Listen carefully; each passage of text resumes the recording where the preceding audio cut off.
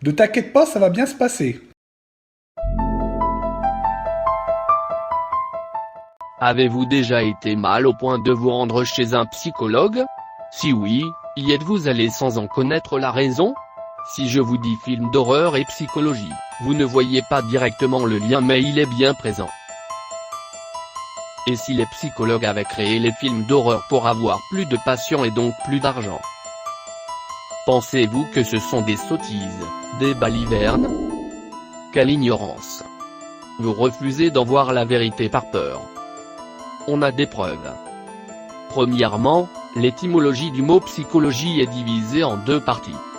L'âme qui fait référence aux fantômes ou aux esprits.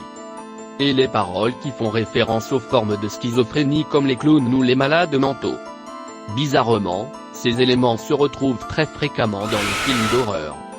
Lorsque l'on recherche le mot psychologie sur internet, on tombe immédiatement sur ce symbole.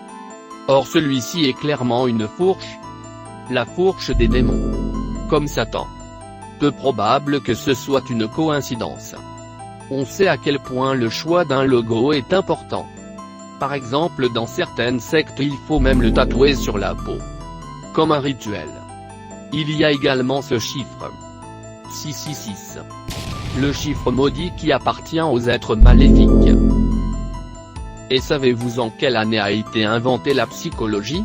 Eh bien c'est en 1896.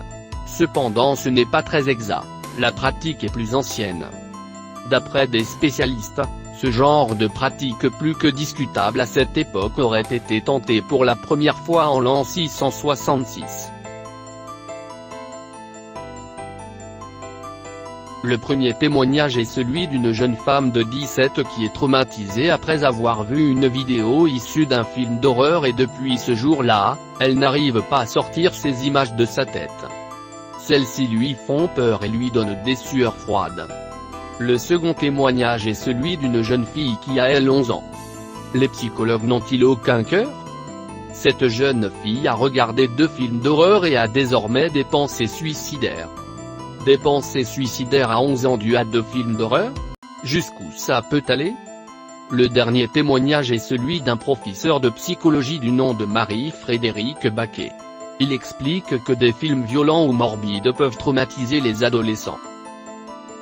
Pendant les jours ou semaines qui suivent, des scènes du film peuvent revenir à leur insu.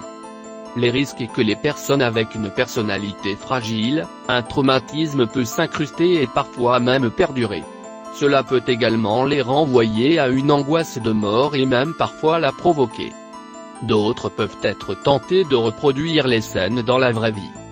Le professeur dit, il faudrait que les adolescents puissent parler avec des adultes des scènes qui ont pu les traumatiser. Qui de mieux que des psychologues pour faire ça? Ne venez pas nous dire que c'est une pure coïncidence. On vous aura prévenu.